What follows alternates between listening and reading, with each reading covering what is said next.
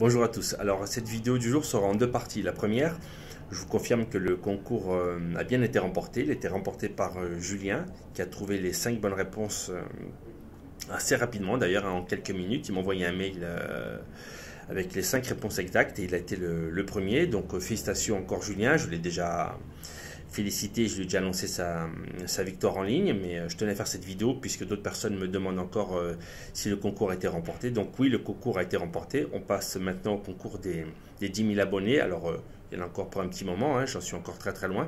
Et cette fois-ci, le lot, ce sera une cave à cigares. Donc voilà, encore félicitations Julien, et je referme la parenthèse. On en vient donc au cigare du jour.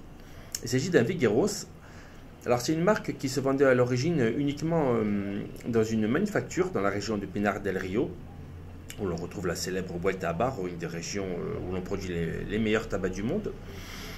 À l'origine, ces cigares se vendaient par lot de 25 entourés de feuilles de palme. Et c'est un Canadien en 96 qui a décidé de les exporter vers l'Europe, mais les formats qui étaient proposés, le style un petit peu vieillot, un peu désuet, ne plaisait pas trop.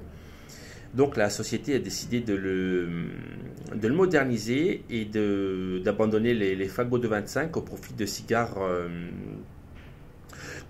en tube, entre autres, et de boîtes pour répondre aux normes du marché européen.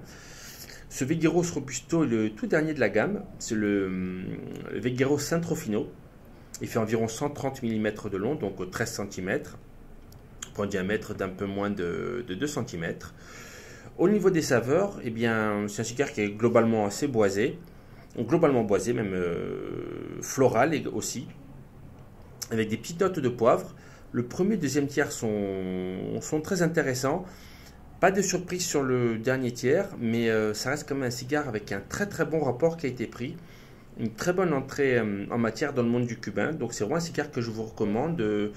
Il doit faire entre 5 et 6 euros. Je n'ai plus le tarif exact en tête. Donc c'est pas très très cher pour un cubain. Et vous avez la garantie de passer un très très bon moment avec ce petit module qui ne paye pas de mine. Voilà, je vous retrouve tout de suite en live pour une dégustation. A tout de suite.